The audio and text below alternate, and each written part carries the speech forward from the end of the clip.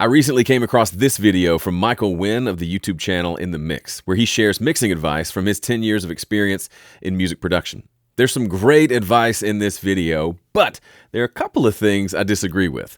I'll talk about all that in this video, plus at the end, I'll share my favorite tip from Michael that made me want to give him a standing ovation. To be clear, Michael and I have never met. Although he seems delightful, I think you'll agree if you've never seen his videos before. He's got over 1 million subscribers, so he is crushing it. Well worth a subscription. I'll link to everything in the description. If you and I haven't met, my name's Joe Gilder. I've been a recording coach here on YouTube for the last 15 years, which is kind of bonkers when I think about it. Okay, here's how this video is going to work. I'm going to play snippets from Michael's video, and then I'll jump in with my response.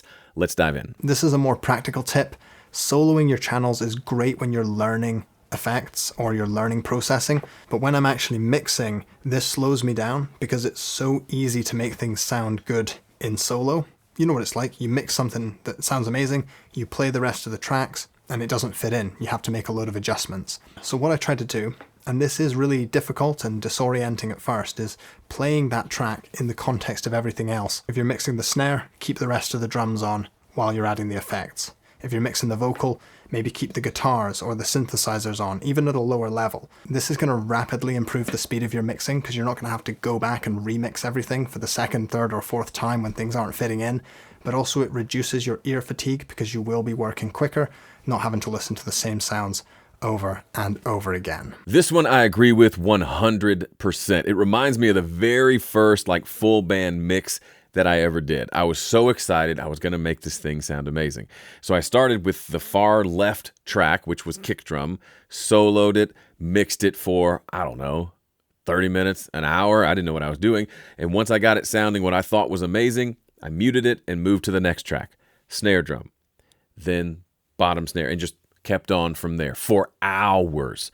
And I assumed when I got to the end of it, I would turn all the tracks on and it would sound amazing. It did not sound amazing. It didn't honestly sound any better than when I started. I had changed things, but not for the better.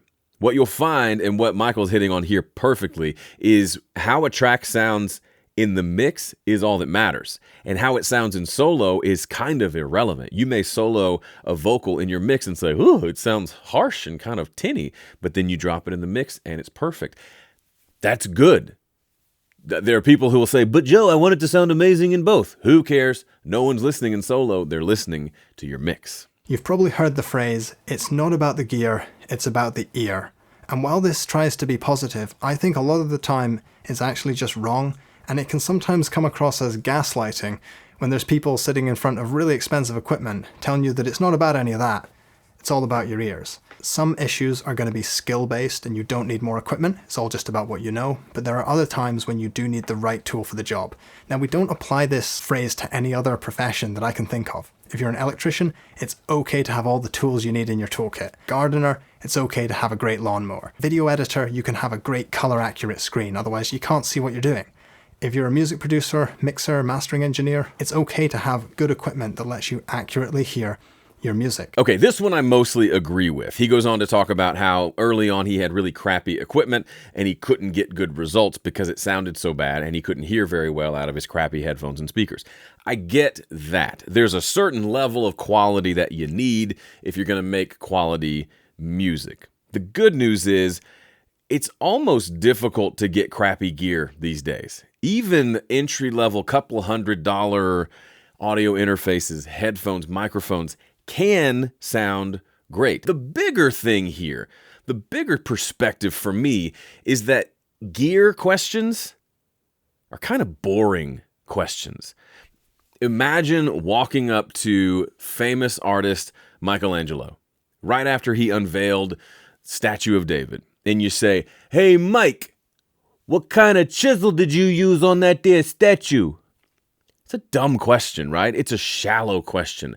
I would rather ask hey, how did you approach this whole block of marble such that it would give you that statue at the end? Or How did you think through proportioning David's head to be bigger than his body, like proportionally, but then when you view it from way down here, because it's a really tall statue, it looks proportional? How did you think through that and plan for that? Those are interesting questions because they get to the heart of the art itself. What chisel he used is just boring. Think of it this way. Imagine a beginner guitar player with a J45 from Gibson. I love the J45. Versus a professional guitar player with a fairly beginner guitar. Not a garbage guitar, something that can at least stay in tune, but a fairly cheap guitar. Who's going to do better, right? We've heard that story of Tom Morello buying the plastic guitar from a pawn shop in Canada somewhere and then writing one of the hit songs for Audioslave or one of his bands from a crappy like $40 guitar. To Michael's point, when he says it's gaslighting to say the gear doesn't matter, it's all about your ears, I would say it isn't gaslighting, it's confidence. When you get to a certain skill level, you can confidently say that you'll create something amazing no matter what tools you use. And that's really the goal and the dream for everyone. Go up to your favorite mix engineer and say, could you get a good mix just with stock plugins and Pro Tools? They'd say, yeah, because I know how to mix. Now, do they choose to go stock plugins all the time? Or do they use nicer hardware and software because they can and because it does sound good and because they have the ears to hear the difference and it makes their job easier? Yes, of course, for sure. But I think we idolize gear and equipment at the expense of raising up skill.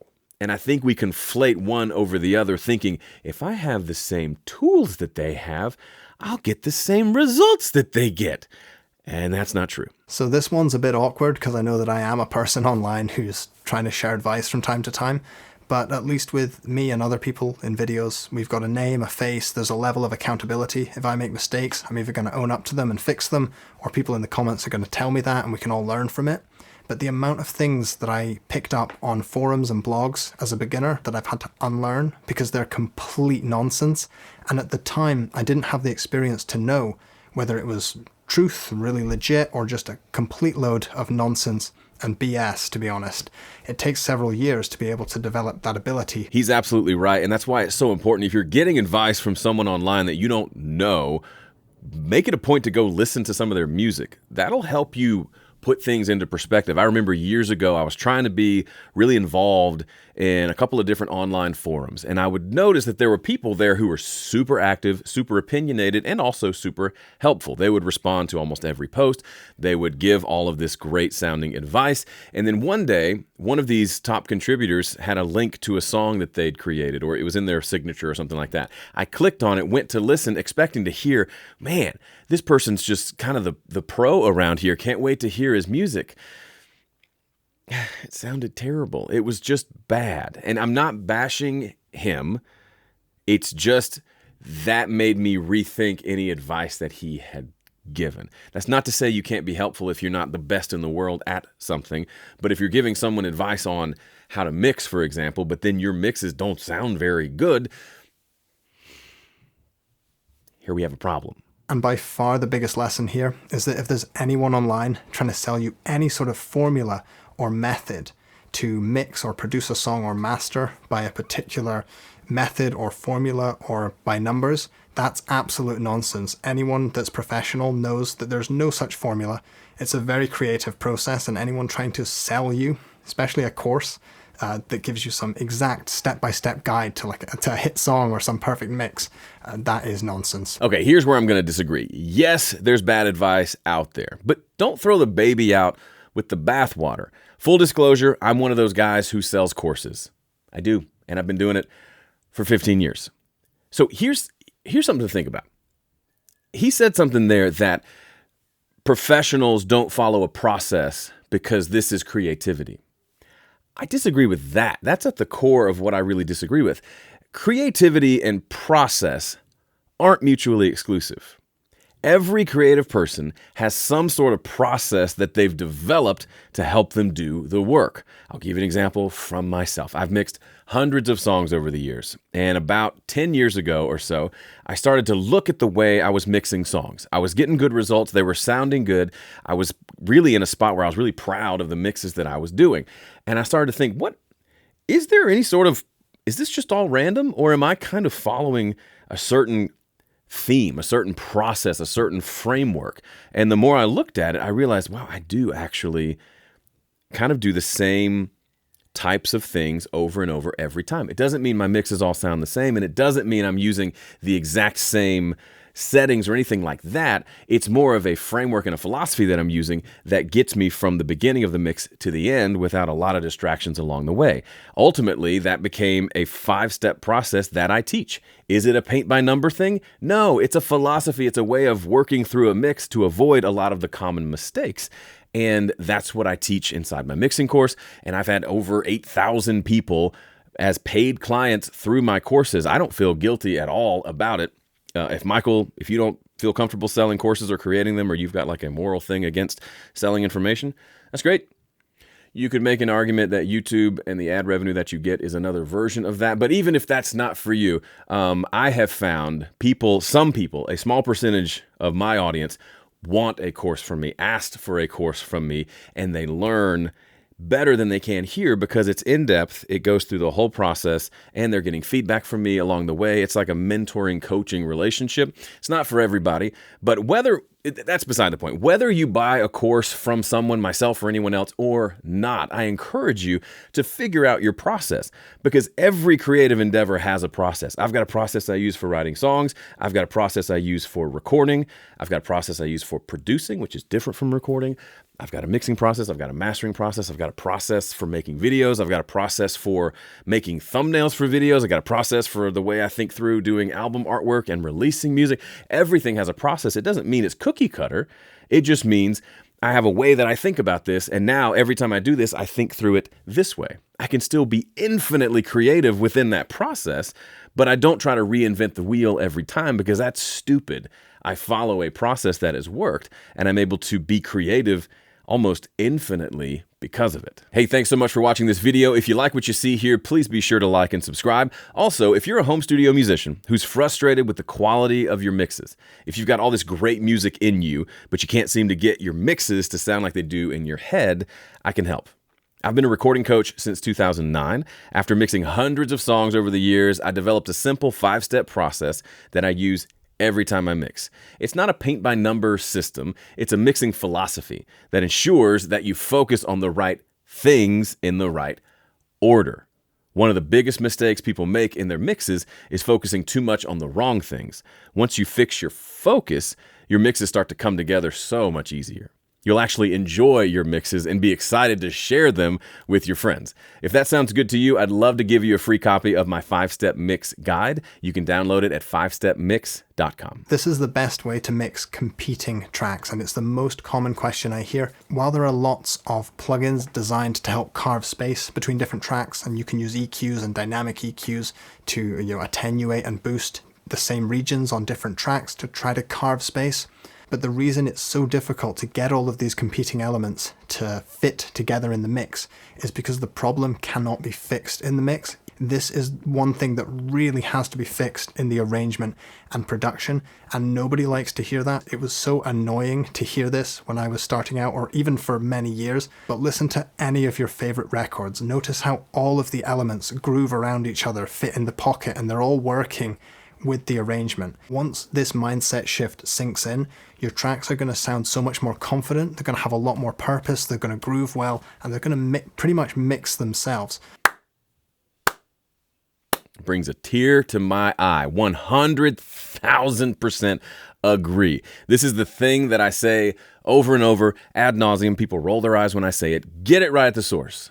GIRATS, dumb acronym, powerful philosophy, because it changes everything. And I'm not just talking about put the microphone in the right place. I'm talking about produce the song in such a way that when you hit play with no plugins on a raw mix, it sounds amazing.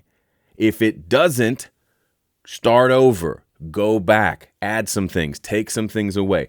Don't stop the recording phase until it sounds awesome. And guess what? Mixing becomes super fun if you do that. He said it. The songs almost mix themselves because you recorded things in the right way. When things interfere with each other, it's because you recorded too much of the same kind of sound. It's so simple. No one says it. I remember I saw this video for the first time a couple of months ago, and it blew me away because I sometimes feel like nobody talks about this, but now at least the two of us, there's more, but this is such an important concept, and it's going to take you a while, and you will not get it right away, but one day you will get it. You'll have this aha moment. I see it all the time in people who they'll download some tracks from me to mix, and they'll pull them in and push up the faders, and they'll say, oh, and they'll email me. They'll say, your raw tracks sound better than my best finished mix.